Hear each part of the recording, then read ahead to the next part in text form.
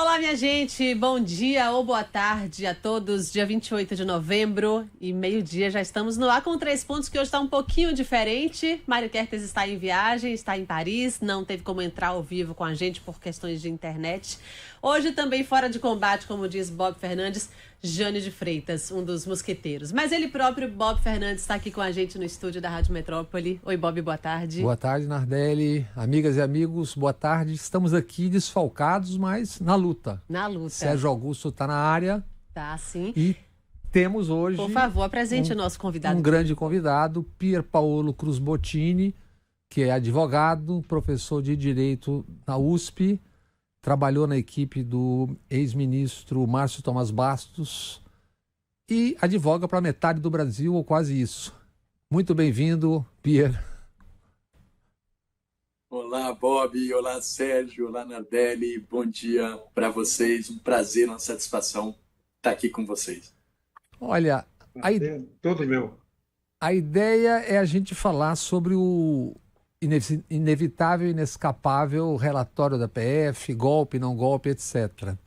Eu queria começar, Pia, te perguntando o seguinte: eu não sei se você leu só os grandes momentos ou se você viu todo o relatório de 884 páginas, e o que como experientíssimo e competentíssimo criminalista, penalista, etc., o que sai daquilo ali para você?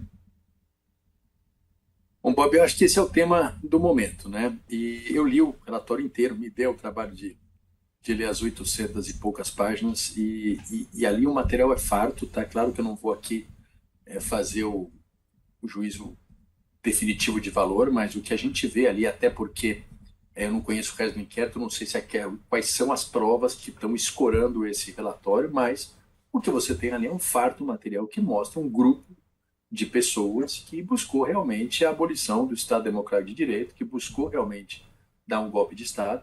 Você vê ali descritos vários atos com detalhes, né?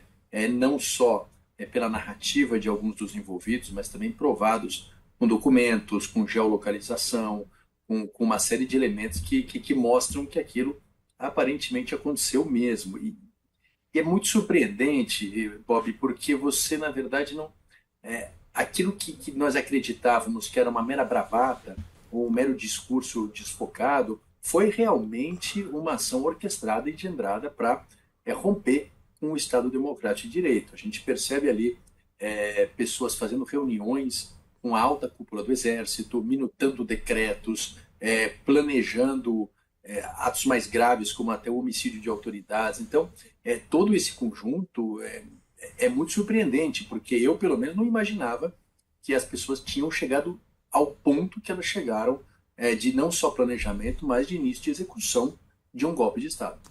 Pira, uma pergunta inicial é o seguinte: os advogados dos indiciados já alegam suspeição, por exemplo, de ministro que era parte, aspas, de alguma forma do caso, porque foi atacado, etc. No caso, por exemplo, Alexandre de Moraes e Gilmar Mendes. Agora, o Supremo como um todo, no meu entender de leigo, foi atacado ao longo de mais de um ano. Aliás, desde o começo do governo, suspeição e tal. Cabe, no caso, a suspeição dos ministros ou não cabe? Ou então, eventualmente, sobraria quem? O porteiro do STF para julgar o caso? Porque a coisa foi... Mas, na verdade, o que se diz, né, é que o Alexandre de Moraes seria vítima e ele não poderia ser, ao mesmo tempo, vítima e julgador. E se isso fosse assim, esse argumento teria sentido. Mas, no caso, ele não é nem a vítima e também não é o julgador. Porque a vítima aqui desse crime que está sendo apurado é o Estado Democrático de Direito. Ele pode ter sido alguma das pessoas que teve ali, foi afetada por aquilo, mas, no fundo, afetado por aquelas condutas somos todos nós, né? Todos aqueles que vivem no Estado Democrático de Direito sob essa Constituição são vítimas e, portanto, se estender esse argumento, ninguém que mora no país poderia julgar essas pessoas. Em segundo lugar, ele não é o julgador. O julgador é o Supremo Tribunal Federal, é o colegiado de ministros, ou pelo menos a turma que vai decidir essa questão. É claro que o relator tem uma importância no caso, ele tem um protagonismo, ele que, de certa forma, coordena a instrução do processo, mas ele nem de longe é um voto determinante aqui. Vai ser um conjunto de ministros que vão julgar.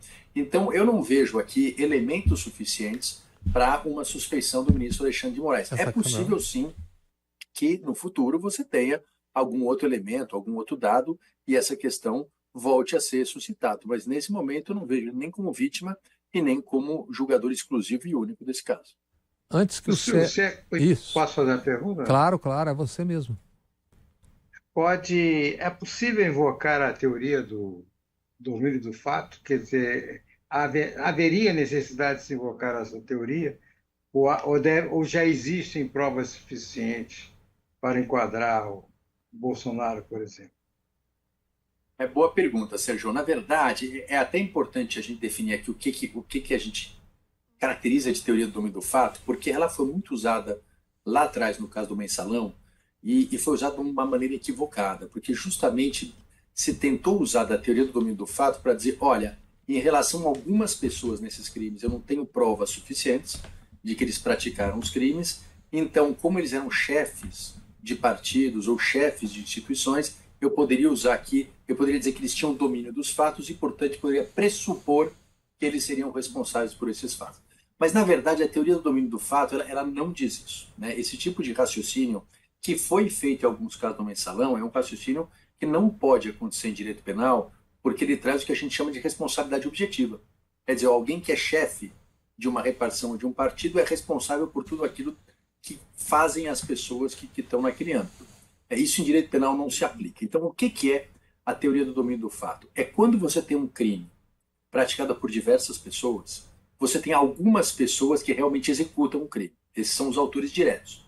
E tem outras pessoas que não executam, mas elas só colaboram, instigam. Esses são os partícipes.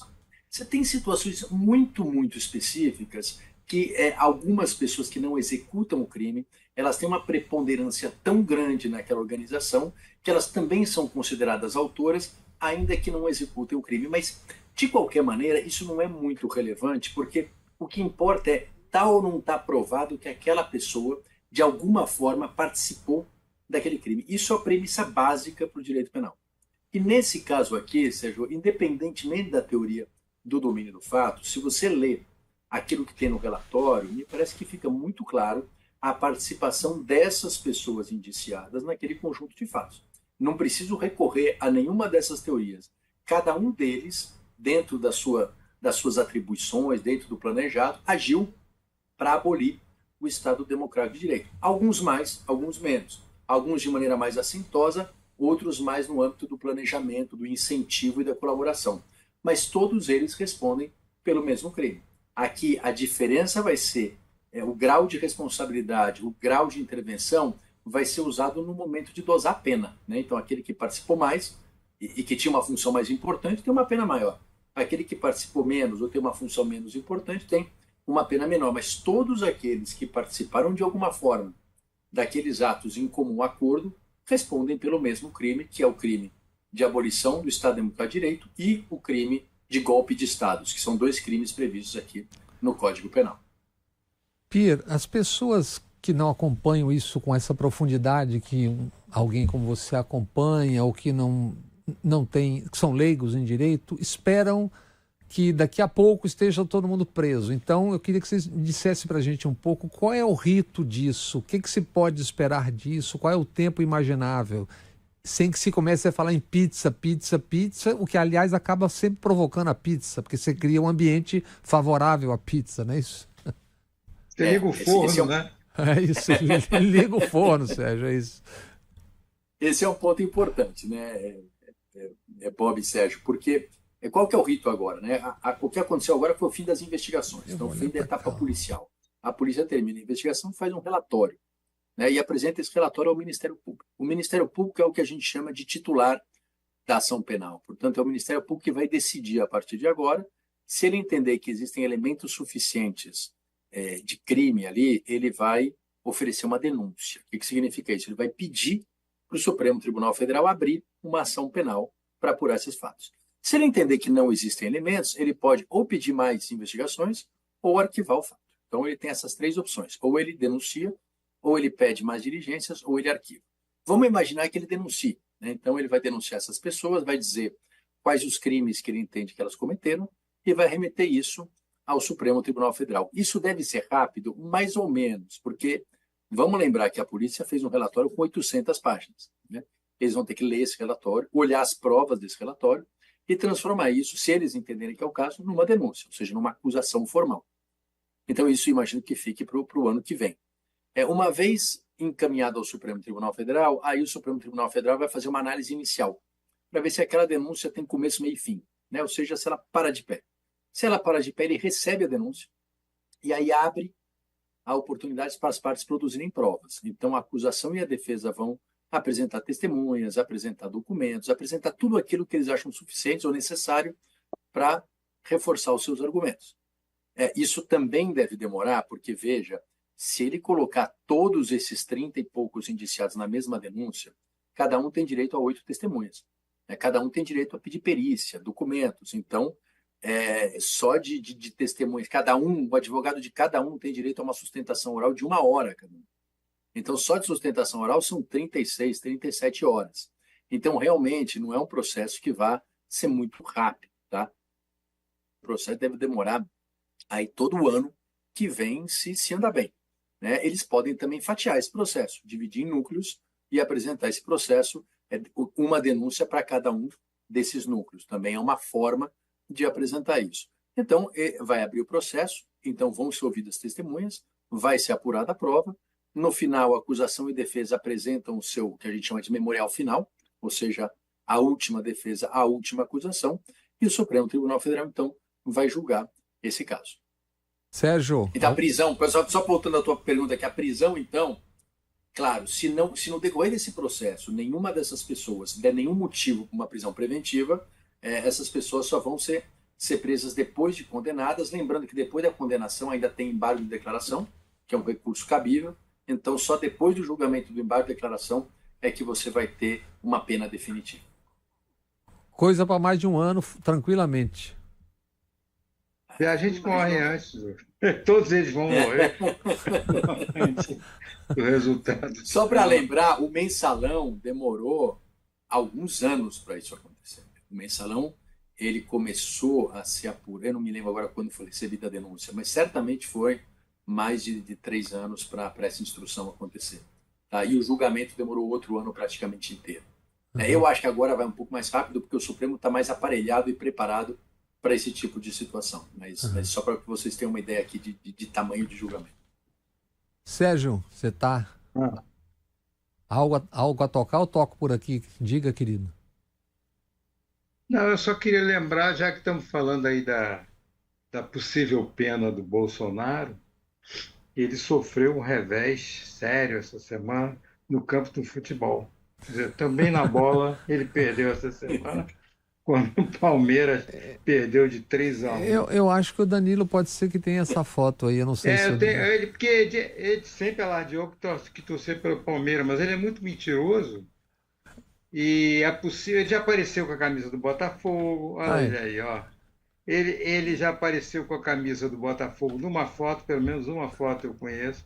Apareceu com o Flamengo, sendo que no Flamengo ele levou o Moro para assistir o jogo do Flamengo no estádio Mané Garrincha, em Brasília, e um torcedor deu uma camisa para ele, Bolsonaro vestia, ele pediu outra e deu para o Moro. Agora, a cara de constrangimento do Moro, que não deve entender nada de futebol, pelo menos não tem pinta disso, foi inesquecível, né? Vocês devem se lembrar, é um jogo, acho que era até da Taça Libertadores, se não me engano, lá em Brasília. Secagem dupla.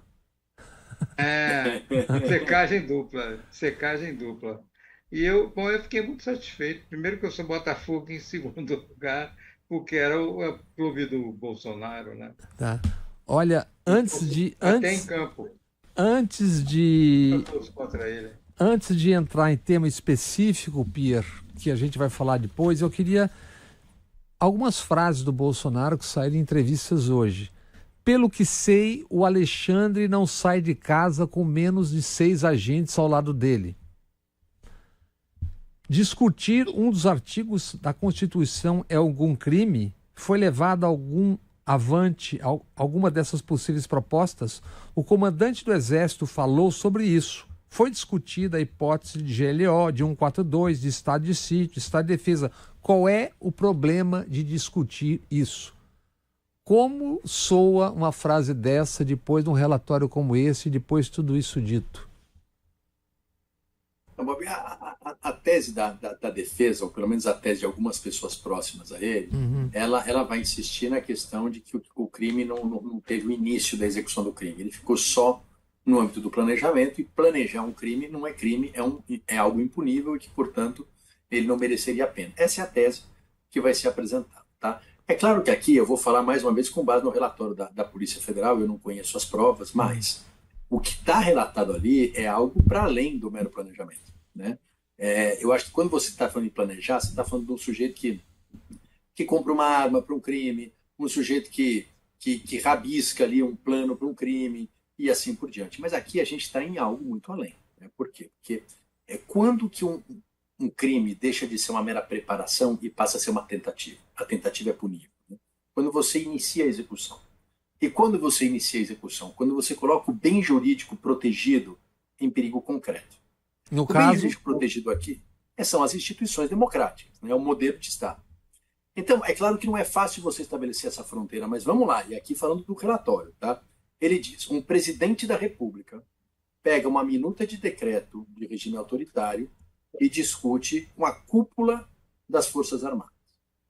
Depois, o presidente discute com os seus assessores um plano que passava por desestabilizar o sistema eleitoral através do questionamento da urna. E aí, o que ele faz? Ele dá lives, dá entrevistas questionando a urna. Ele vai em carros de som e questiona a urna. Ele vai numa reunião com embaixadores, feita numa repartição pública, e questiona a urna. Ele atrasa a divulgação de um relatório das Forças Armadas que dizia que as urnas eram confiáveis. Ele necessariamente atrasa. Depois, alguns dos indiciados apresentam um recurso para recontagem de votos com dados sabidamente falsos. Depois, alguns membros desses grupos vão até as manifestações e instigam os manifestantes a ficar na frente de quartéis. Tudo isso num contexto, Bob, no dia das eleições, agentes da Polícia Rodoviária Federal fazem aquelas blitz e param mais de 600 ônibus com eleitores. Para logo depois, alguns desses manifestantes fecharem estradas pelo país inteiro. E para depois, alguns desses manifestantes quebrarem o Supremo Tribunal Federal. Eu não consigo ver aqui um mero planejamento, uma mera preparação. A mim me parece, pelo menos o que está relatado no relatório da Polícia Federal, um evidente início da execução. Aí alguém pode dizer, mas eles não tinham condições de levar isso adiante. Bom, a inabilidade do criminoso não assegura a impunidade. Né? Se alguém for muito ruim de tiro, né? Não é atenuante. Se eu vou dar um tiro e alguém eu sou ruim de tiro, isso não significa que eu não tentei. A vítima ter a sorte de ter um algoz incompetente não exclui o crime do algoz. Então, eu até estava falando, o Bob Sérgio, o Foucault tem uma passagem que ele fala todo regime autoritário é grotesco. E eu acho que toda tentativa de abolir o Estado de Direito é grotesca também, mas o fato dela ser grotesca e caricata não a torna menos grave. Vamos levar que em 64 parecia ridículo um general sair de Minas Gerais com a sua tropa em direção ao Rio para depor um governo democraticamente eleito, mas aquilo foi crescendo e resultou em décadas de ditadura militar. Então as coisas que a princípio parecem ridículas, elas podem ensejar uma ruptura brutal no regime político. Então, o que me parece que a gente tem aqui, sim, é o início de uma execução de golpe e, portanto, uma tentativa, e a tentativa é punível no nosso direito penal. Você citou Foucault, então vamos falar de filosofia e lógica um pouco, que certamente é algo que você não só estudou, como aplica, né? Militares do topo, nas últimas horas, estão dizendo, em off, claro, que o alto comando evitou o golpe da extrema-direita em 2022, admitindo-se que os Kid Pretos, que aliás são quase todos brancos, se não todos brancos, né, de fato ensaiaram o golpe. E aceitando a ideia de que uma parte das Forças Armadas, exatamente no topo, aspas, evitou golpe planejado dentro das Forças Armadas. Qual é a lógica inescapável a que se chega? Que as Forças Armadas, no caso generais, eventualmente o Brigadeiro, o Batista Júnior, que comandam, são os protagonistas que tutelam o processo político no Brasil. Se uns queriam dar o golpe e outros evitaram, seja como for, eles é que decidem se haveria ou não democracia. Isso, no fundo e na prática, os torna um poder moderador. Quer dizer, depois de ter acontecido tudo, você crê que, só para lembrar da reta final, um caminhão de querosene ia explodir perto do aeroporto no dia do Natal. 3, 4 dias depois, o então comandante do Exército, tido agora como um herói, renuncia. 3 dias antes da posse, com quartéis cercados em todo o país, com manifestantes atiçando e atiçados, e naquele clima de loucura toda. O que assume, o Arruda que assume, houve, segundo matéria do Estadão dessa semana, que diz que, segundo a matéria do Estadão, do Marcelo Godoy, que 2 coronéis e o general Mário Fernandes foram a ele propor o golpe e que ele os expulsou da sala, sem dar voz de prisão e sem nada. Um outro material que aí tem o Danilo, que pode botar no ar, por favor, aquele quadrinho, Danilo, que tem lá umas coisinhas riscadas, o Danilo deve ter aí. Aí, diz que nessa reunião, estava Mourão e etc., rasgaram o documento que possivelmente seria um dos documentos do golpe. Uma outra coisa ainda que é um vídeo que eu quero que você preste atenção, Pierre, dá uma olhada nesse esse vídeo do Braga Neto, que vai entrar agora, que ele vai botar no ar. Vocês não percam a fé. Não, estamos lá na frente do Comando Militar Nordeste. Para vocês agora. Estamos na frente do Comando Militar Nordeste, do General Richard. Está na chuva, está no sol. Eu sei, vamos. Não só fica... Tem que dar um tempo, tá bom? Tá bom? Eu não posso conversar. E volta lá, por favor, naquela parte do General Richard, por favor, o Danilo. Não, estamos lá na frente do Comando Militar Nordeste. Para vocês agora. Estamos na frente do Comando Militar Nordeste, do General Richard. Está na chuva, está no... É isso. O General Richard hoje é o chefe do Estado-Maior. É o topo da hierarquia do Exército. Acima dele, só o comandante Tomás Miné Paiva. Ele era o comandante da 10ª Região Militar. O general Alão é aquele general que discursou dizendo o seguinte, que ele ia garantir os manifestantes fossem em relação ao que fosse que eles dissessem e estivessem pregando e que não aceitaria ordens em sentido contrário. Toda manifestação ordeira e pacífica, ela é justa, não interessa o que ela pede, ela é justa. E eu tenho a responsabilidade como comandante de trabalhar para que quem vai à frente da 10ª Região Militar seja protegido, ainda que existam ordens de outros poderes no caminho contrário. O mal vai ser vencido com o bem. O mal não é vencido com o mal. Não foi punido. Esse cidadão diz ali para o general Braga Neto que eles estavam com o general Richard na porta do Comando Militar do Nordeste. Ele era o comandante geral. Foi secretário de Segurança Pública durante a intervenção do Braga Neto.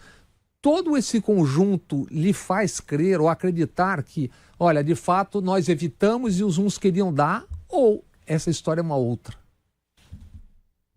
Eu acho que aí tem várias questões que se colocam nessa sua pergunta, né? Eu acho que uma, é claro, que a gente precisa discutir é o papel das Forças Armadas e se existiu ou não existiu prevaricação de alguém. Que é uma outra discussão, porque você precisa avaliar primeiro se aquela pessoa que conheceu o crime, ela tinha ou não tinha a atribuição formal de impedir aquele crime ou de alguma forma instaurar algum procedimento. Essa é uma discussão importante, mas ela é mais técnica e pontual. A outra, é claro, as Forças Armadas como instituição como um todo, que precisam ser analisadas, mas isso tudo mostra o quão perto nós estivemos, sim, de uma ruptura. E traz uma outra discussão que a gente começa a ouvir falar por aí, que essas pessoas, esse grupo não seria punido porque eles desistiram do golpe antes dele acontecer.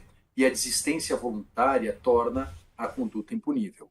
E isso é verdade. O Código Penal diz que quando você começa a execução de um crime, se você desiste e o resultado não acontece, você não é punido, né? A diferença disso para a tentativa é que na tentativa o resultado não acontece por um fato alheio à sua vontade. Então você é punido.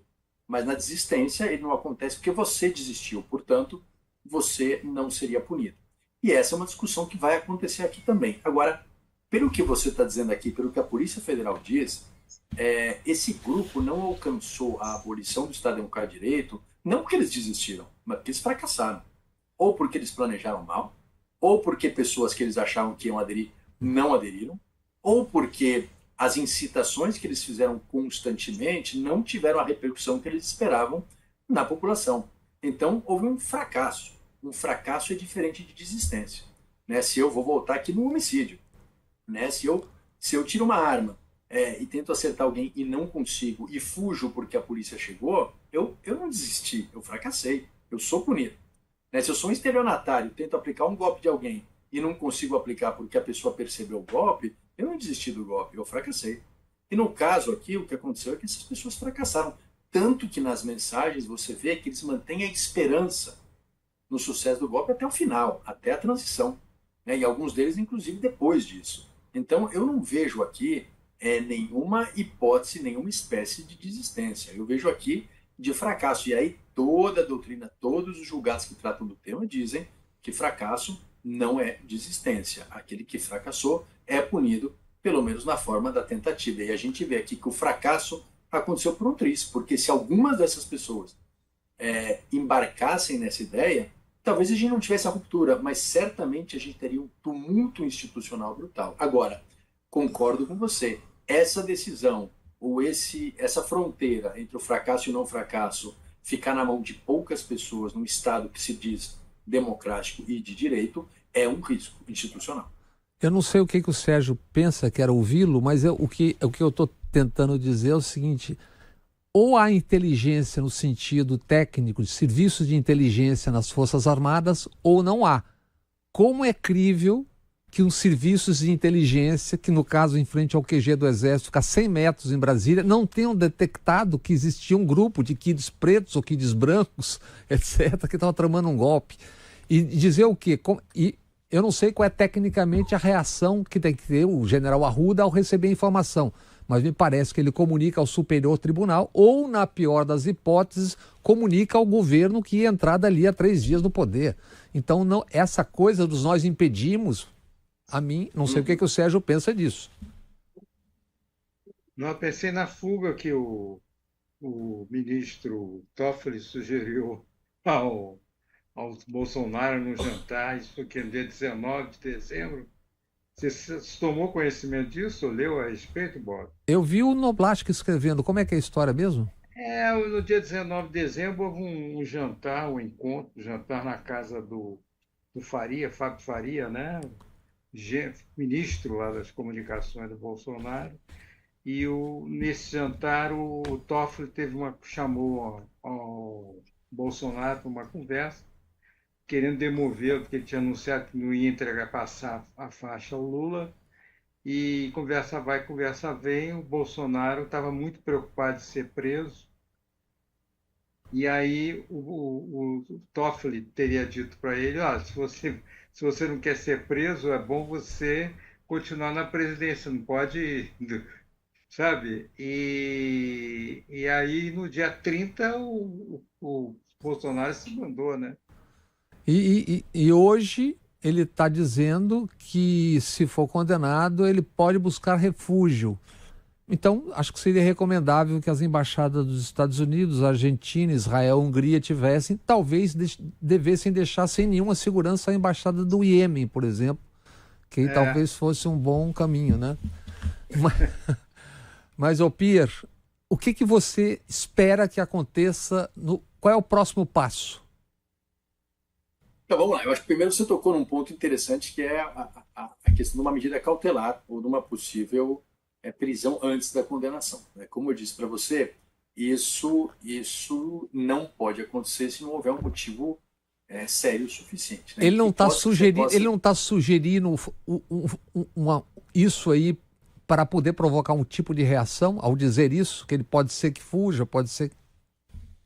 Pois não seria inteligente, né? Por quê? Vamos lá. Quando é que você pode prender preventivamente alguém? Em 3 situações. Ou esse alguém é um risco à ordem pública, porque ele continua cometendo delitos, ou porque esse alguém está atrapalhando a instrução processual, está destruindo prova, está ameaçando testemunha, ou porque esse alguém está criando um plano de fuga, ou seja, tente a não se submeter à lei penal. São as 3 hipóteses em que você tem uma prisão preventiva ou alguma medida cautelar muito parecida.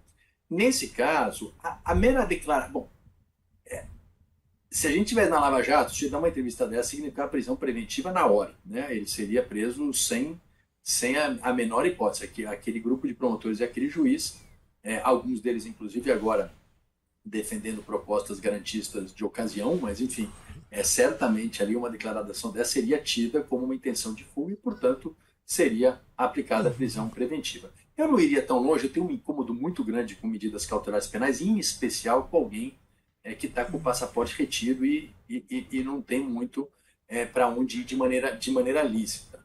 Mas eu acho que se continuarem essas declarações, se houver alguma movimentação no sentido de buscar, de concretizar um plano de fuga, aí você tem elementos, sim, para decretar uma prisão preventiva. Tudo depende do contexto, tudo depende do que vai acontecer, mas não acho inteligente que alguém que está indiciado por um crime comece a se manifestar sobre intenções de se refugiar numa embaixada. Isso pode, junto com algumas outros indícios, ensejar a decretação de outras medidas cautelares, além daquelas que já foram decretadas contra ele.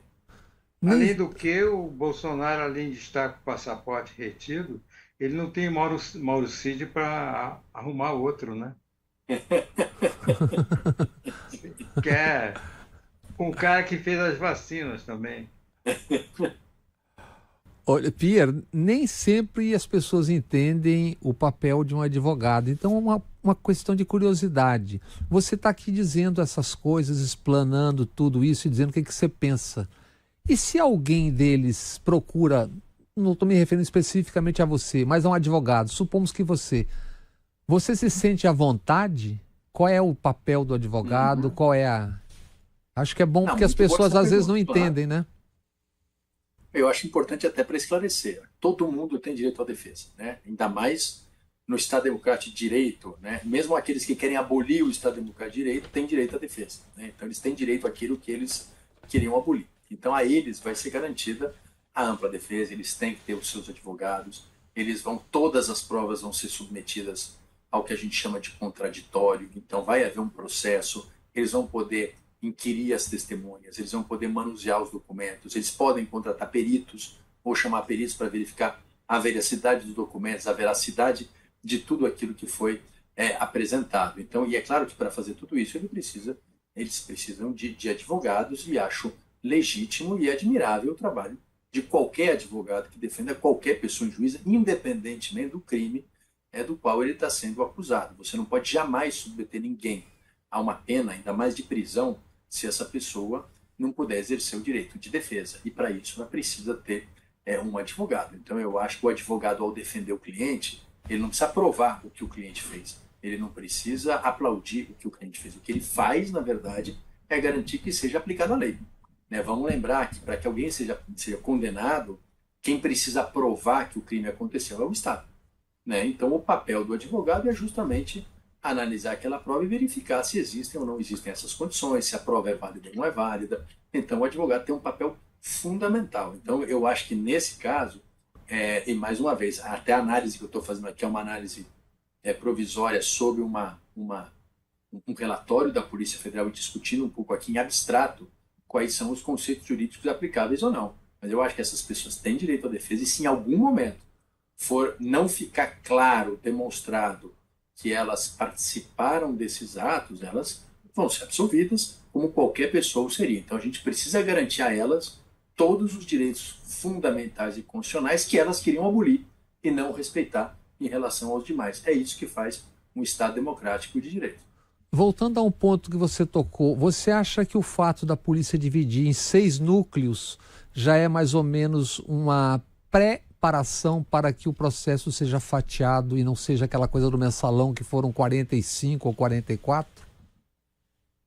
Isso pode acontecer, tá? Eu acho que é claro que se todas as acusações forem amplas o suficiente para que todo mundo exercite a sua defesa de maneira plena, não há problema em você apresentar diversas denúncias para facilitar o andamento desse processo. Então, a divisão em núcleos pode ser, sim, um indicativo de que essa denúncia vai vir em várias etapas e que cada uma dessas etapas, inclusive, pode andar num tempo diferente. O que não pode, essa divisão, é se transformar numa estratégia para dificultar o direito de defesa. Então, todos os acusados devem ter acesso a todos os documentos produzidos em todos esses processos, porque tudo isso vai ser importante para a defesa deles.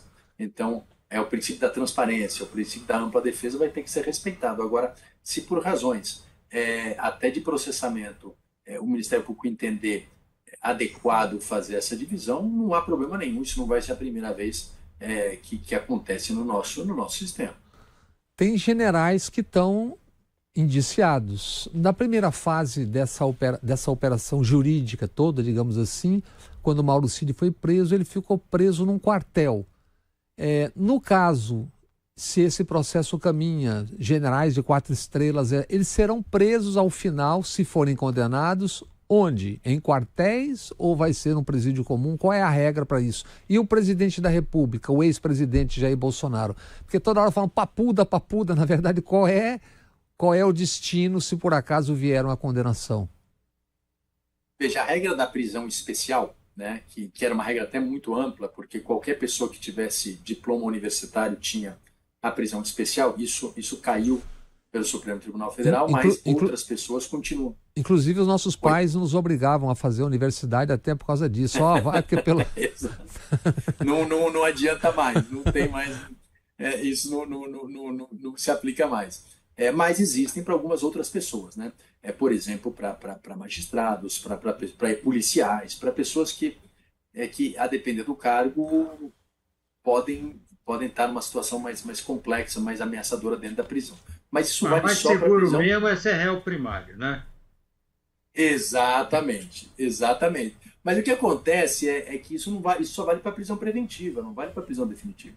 A prisão definitiva todo mundo é preso. Claro que você pode ter uma situação em que você coloca essas pessoas numa outra ala ou numa unidade diferenciada, como, por exemplo, aconteceu no caso do ex-presidente Lula. Ele ficou na carceragem da Polícia Federal, mas veja, não é porque ele era ex-presidente, era só por uma situação, é uma decisão administrativa, mas não há direito a isso. Tá? Então, eventualmente, essas pessoas podem ir para qualquer unidade prisional, a depender aqui da disponibilidade e da forma como a autoridade administrativa responsável por isso decide. Sérgio, daqui a pouco eu sei que o Pierre tem um compromisso, que ele vai ter que sair, que ele nos avisou. Então, se você tem alguma bola para tocar, toca, porque eu estou de olho aqui no relógio. Não, o que eu queria saber, a minha curiosidade mais era em torno do tempo, né? Porque cada um diz uma coisa, joga-se para frente, que só em fevereiro iam terminar praticamente a leitura e a apresentação dos primeiros pareceres, né? E eu estava mais interessado nisso, que as pessoas ficam meio aflitas, né? Eu até brinquei falando que todos nós vamos morrer antes do final do processo. Eu acho, Sérgio, que eu acho muito difícil ele entregar essa denúncia, porque o recesso no Supremo Tribunal Federal começa aí por volta do dia 20 de dezembro. Então, eu não acho que nesse tempo ele consiga apurar tudo e apresentar uma denúncia. Não acho que ele vai apresentar uma denúncia no meio do recesso, porque também não faria muito sentido. Então, o tribunal volta a funcionar em fevereiro. Então, acho que é bem possível que ele use o recesso para avaliar o trabalho, para construir, mas estou fazendo aqui uma ilação só. E em fevereiro ele apresente essa ou essas denúncias. E eu imagino que o tribunal vai se organizar para que isso caminhe, sempre respeitados os ritos, mas caminhe de uma maneira célere, até para não contaminar processos eleitorais. Então, eu imagino, mas mais uma vez, aqui sem nenhuma informação privilegiada, sem nenhuma insider information, mas só fazendo uma análise de racionalidade aqui, que eles devem tentar terminar isso até antes do final do ano que vem. Tá? Mas, mais uma vez, isso é difícil de ver porque você tem vários incidentes que podem acontecer no processo. Né? Então, uma testemunha morre, você tem direito de substituir por outra. Então, coisas podem acontecer no meio do processo que atrasem um pouco isso. Do ponto de vista, assim, de advogado, à primeira vista, tendo tomado conhecimento daquela porção do plano que era envenenar, matar, etc., etc., Aquilo lhe parece muito frágil? Tem indícios? O que você acha que seria necessário mais do ponto de vista da acusação? O que é aquilo? Como soou para você à primeira vista, sendo alguém tão experiente nesse ramo? Então, Bob, aqui a gente precisa fazer uma distinção que eu acho importante, que é em relação ao crime de homicídio, realmente aqui talvez você tenha só atos preparatórios, né? Porque em nenhum momento foi iniciada a execução, né, contra essas pessoas. Mas a gente não está falando aqui do crime de homicídio. A gente está falando do crime de golpe de Estado e de abolição do Estado Democrático de Direito, que são coisas diferentes. Em relação a esse, veja, eu não vou aqui individualizar e não vou dizer quem fez o quê, mas o que a polícia relata são atos concretos, no sentido de iniciar uma execução de um atentado às instituições democráticas. Não dá para a gente sustentar. Veja, tem algumas pessoas dizendo, não, mas ali foi uma mera preparação. Veja, um golpe de Estado, ele não começa só quando o tanque sai na rua. Ele não começa só quando eu aponto a baioneta para a autoridade constituída. O golpe de Estado, ele começa já, veja, a Bastilha não caiu de um dia para o outro, né? Você tem, antes disso, uma série de tramas, de reuniões, de organização, você tem incitações, você tem uma série de pontos que já demonstram o início da execução desse plano. Como eu disse aqui, a gente está falando aqui de entrevistas, de reunião com embaixadores, de tentativas concretas de desestabilizar o sistema eleitoral. A gente está falando aqui do ataque à Polícia Federal no dia da diplomação, se eu não me engano, 12 de dezembro, a sede da Polícia Federal em Brasília, do caminhão-tanque que, se tivesse explodido, seria uma barbaridade, e até um fato que soa meio patético, que a pessoa me parecia meio fora da casinha ou muito embebido do discurso, que tentou outro dia entrar no Supremo e tocar fogo, explodir uma bomba. Quer dizer, o que soa patético, se tivesse acontecido, não seria patético. É isso. A diferença entre ser patético ou não é a sorte ou o azar.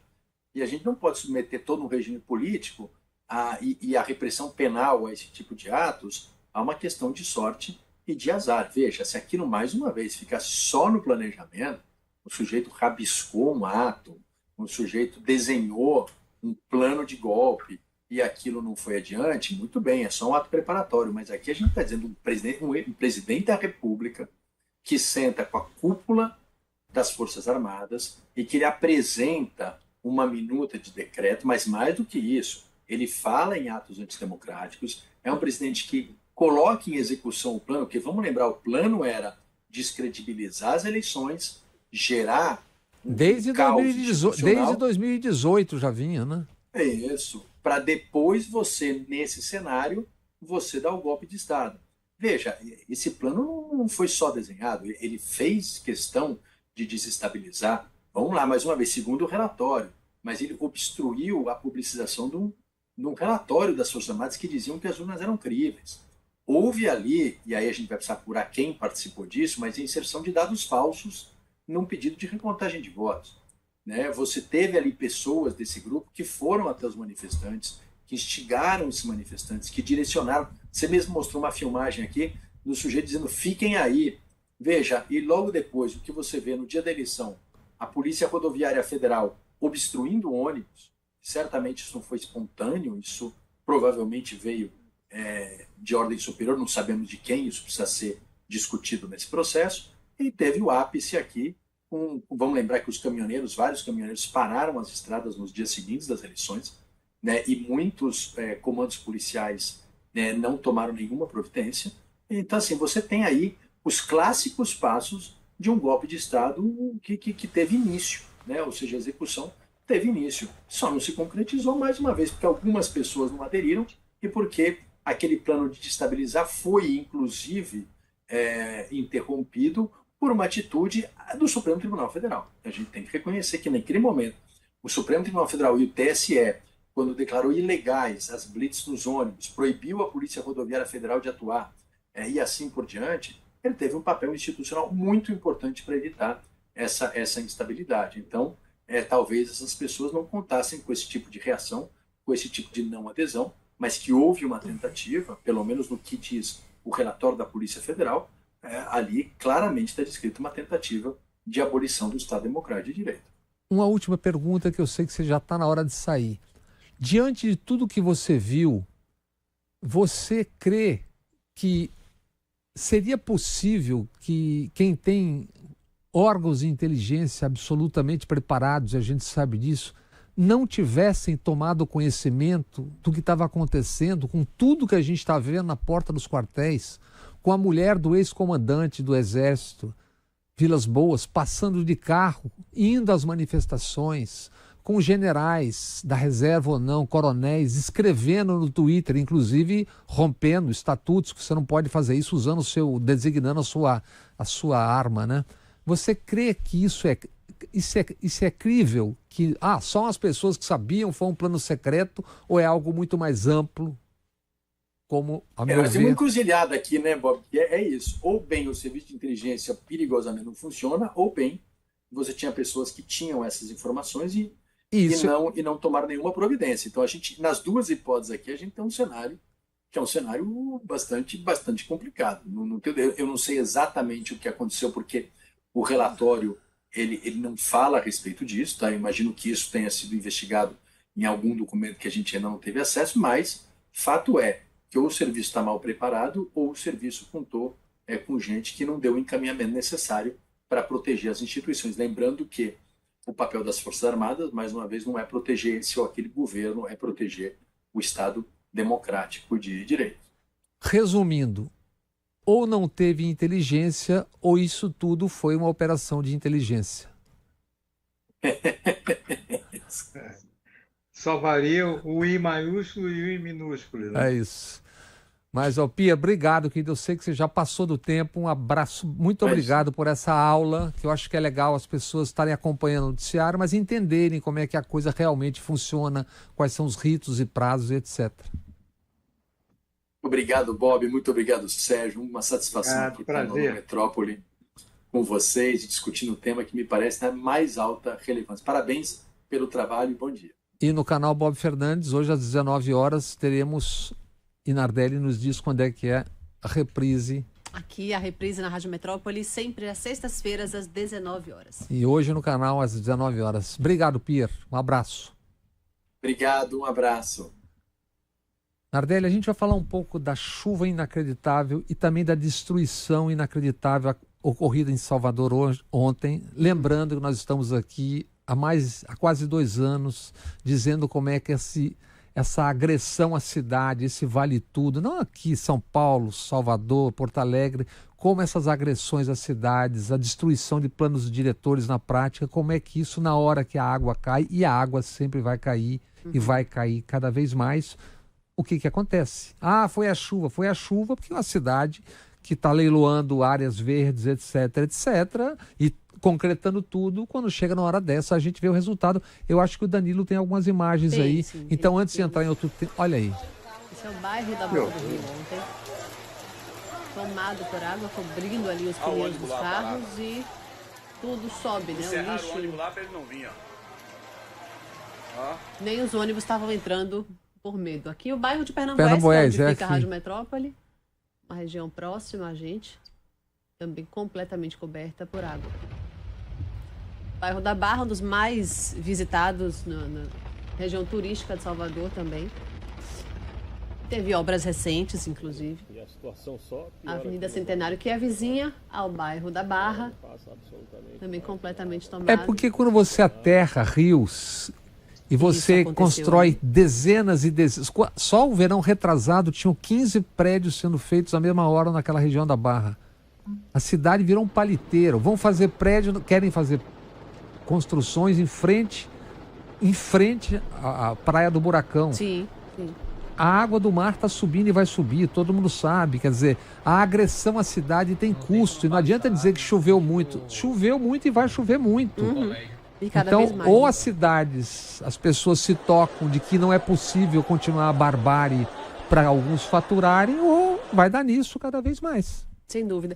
E ontem o prefeito Bruno Reis, a gente tem até um vídeo dele falando, ele fala do volume de água que caiu nesses últimos dias e nas últimas horas, que de fato é um volume de água que em qualquer cidade do mundo causa transtornos, mas Claro. algumas cidades são mais e outras menos preparadas para esse volume de chuva. E como você disse, as encostas, né, que sem nenhum tipo de vegetação, só a terra Claro. ali aberta, encharcando, o acumulado de chuva, tornando aquilo cada Rios vez... tamponados. Rios tamponados, onde tinha pedra portuguesa, por exemplo, que você consegue absorver um pouco da água. Agora é tudo concreto, então... Eu vejo em várias árvores aqui, em vários lugares, o lugar para a água escoar Mínimo. tem concreto do lado do pé da árvore. Concretou o tronco, praticamente. Como é que vai? Não tem, vai dar. não tem como escoar. Se quiser, tem um vídeo do prefeito falando ontem, dando... Aqui em Saramandaia, essa região da cidade foi a que mais choveu nos últimos 5 dias. Já chegamos a 335 milímetros. Era previsto para o mês todo de novembro 111, portanto, 3 vezes mais. Aqui tivemos, infelizmente, 2 ocorrências. Uma aqui na Horta e outra lá na Praça da Baleia. Aqui na Horta, 4 pessoas foram soterradas. Graças a Deus, a criança já saiu com vida. Outras 2 pessoas já foram identificadas. Diana e Paulo, né? E vão sair com fé em Deus. Uma pessoa morreu ontem e ainda tem um rapaz que está sendo buscado, né? Ele estava respondendo aos bombeiros e não responde mais. Essas cenas a gente viu, o prefeito com capacete e colete depois do desastre, a gente viu em São Paulo com Ricardo Nunes, viu com o governador Eduardo Leite, o prefeito Sebastião Melo do Rio Grande do Sul. É absolutamente previsível. Todo mundo sabe que o clima está mudando, todo mundo sabe que isso vai acontecer. Então, quando você permite que, em nome de interesses privados, arrebentem a cidade, construindo prédios onde, obviamente, não cabe, onde você tem 200, 300, 400 automóveis por prédio, é óbvio que isso vai acontecer. É isso. Mas, olha, eu queria falar, eu não sei se o Sérgio está aí. Sérgio, como é que está hoje? Eu não fugi, não. Não. Tá. Eu queria falar de um outro tema correlato à nossa conversa, que a pedido da conversa que a gente teve agora há pouco sobre o ensaio golpista, que a pedido do capitão governador Tarcísio de Freitas, o ministro Gilmar Mendes concedeu uma liminar, decisão provisória, autorizando o programa de escolas cívico-militares em São Paulo. O Tribunal de São Paulo havia suspendido a implantação dessas escolas e Gilmar concedeu por entender que estão invadindo a competência do Supremo Tribunal. Isso não é um tema final. Do ponto de vista jurídico, isso é um tema para doutores como o Pier, mas diante dos fatos e eventos no país, Sérgio, parece ficar claro que tais escolas são mais um passo junto à militarização da educação, do poder político, etc. Isso é parte de um projeto militar de poder, lembrando que foram eleitos na última eleição 152 militares e 856 oriundos das Forças Armadas. O Danilo tem aí uma imagem, isso é uma escola no Tocantins, na cidade de Paranã. Olhe o que é uma escola militar ou...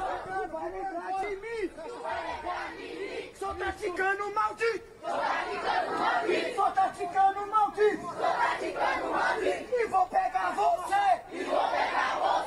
E se eu não te matar? Eu vou te prender! Vou invadir sua mente! Não vou deixar tu dormir! E nas infiltrações! Você vai lembrar de mim! Sou taticano maldito! E vou pegar você! E se eu não te matar? Eu vou te prender! Isso é uma escola militar. Isso são as escolas cívico-militares que querem fazer, que são crianças de 11 a 15 anos de idade. Sérgio? É um escândalo isso. O Intercept está no ar uma reportagem, botou no ar uma reportagem bem substanciosa sobre isso, sobre essas escolas fomentadas, organizadas, que o diabo seja, pelo Brasil Paralelo. É uma coisa programada mesmo, faz parte de um programa, eles não usam a expressão fascistização, mas eu uso, porque é isso que vai acontecer. É uma lobotomização mirim, entendeu? Eu Da acho população. Isso, acho, Sérgio, que tem tudo a ver com o que a gente conversou durante 45 minutos no programa hoje. Isso para que uma escola cívico-militar, para quê, gente? O que é isso? Continuando nesse tema, a Justiça de São Paulo, que a gente está falando disso aqui há 2 anos também, Sérgio, até antes de você ter mosqueteriado no nosso programa também, né? Aceitou a primeira denúncia contra PMs envolvidos em morte na Operação Verão, na Baixada Santista. 2 agentes da rota agora são réus por homicídio qualificado. Para os promotores, esses PMs mataram e simularam um confronto. Só para lembrar, da mesma rota, eu estou dizendo da coisa da tomada do poder político por dentro, não com tanques ou com golpes, mas de uma outra forma, o militarismo ocupando a política. Só para lembrar, da mesma rota são, e já tendo confessado mortes publicamente, o SS Derrite, o secretário de Segurança do capitão Tarcísio de Freitas, e o vice-prefeito de São Paulo, da capital, Melo Araújo. Ambos já confessaram ter matado quando na rota. Derrite, segundo a revista Piauí, 16 homicídios, e Melo Araújo disse que não sabe quantos matou, mas o Boulos, no debate, disse que foram 7.